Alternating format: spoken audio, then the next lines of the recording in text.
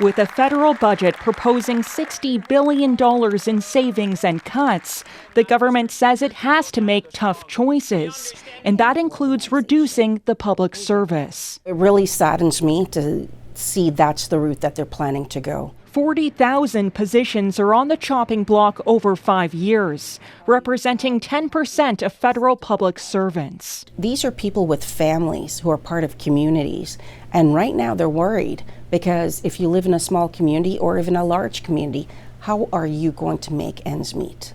Over the last decade, the federal public service grew double the rate of economic growth, to a peak of almost 370,000. The government wants to reduce that number to 330,000 by the end of the decade, mainly through retirements and voluntary departures. You have to have some trade-offs. So either you raise taxes, revenues, which I don't think people would be crazy about, or you have to reduce some spending. And the choice they made is, in this case, the public service. The government is also planning to slash funding for federal departments up to 15% by increasing the use of artificial intelligence and pulling back foreign aid to pre-pandemic levels. National Defense is also being asked to do its part by retiring aging military fleet, but it's also getting the biggest boost. Probably the biggest 5-year commitment since the Korean War. The budget sets aside $82 billion to rearm the Canadian military, but it's short on details. I think our allies are really looking for us not just to commit money, but lay out in concrete terms like how we get from point A to point B.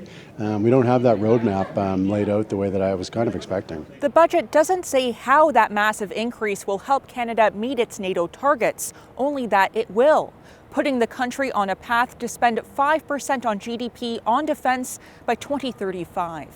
Olivia Stefanovich, CBC News, Ottawa.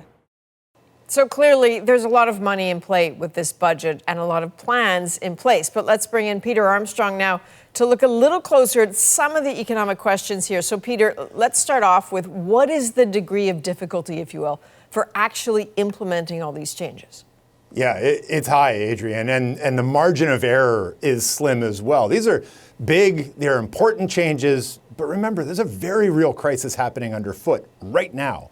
You know, we'll get GDP numbers later this month that could very well show that the Canadian economy has slipped into a recession this summer. You know, what do we do if things get worse and not better? If job losses pile up and the unemployment rate climbs? What if new tariffs are imposed or some other major event derails the economy unexpectedly? There's not a lot in this budget that's going to be able to help with any of that. Okay, so given that, how concerned do you think Canadian businesses are about the deficit? You know, on the one hand, I think anyone hears that number. It's so big, it's almost hard to get your head around. Like, how can a government spend $78 billion more in a year than it brings in?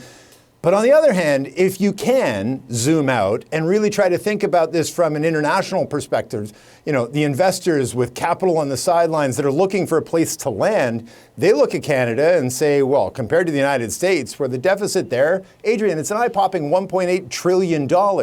You can see how they might consider Canada, you know, the cleanest dirty shirt or the safest port in a storm. And if these changes, it's a big if, but if they can draw in some of that capital, could well be worth it.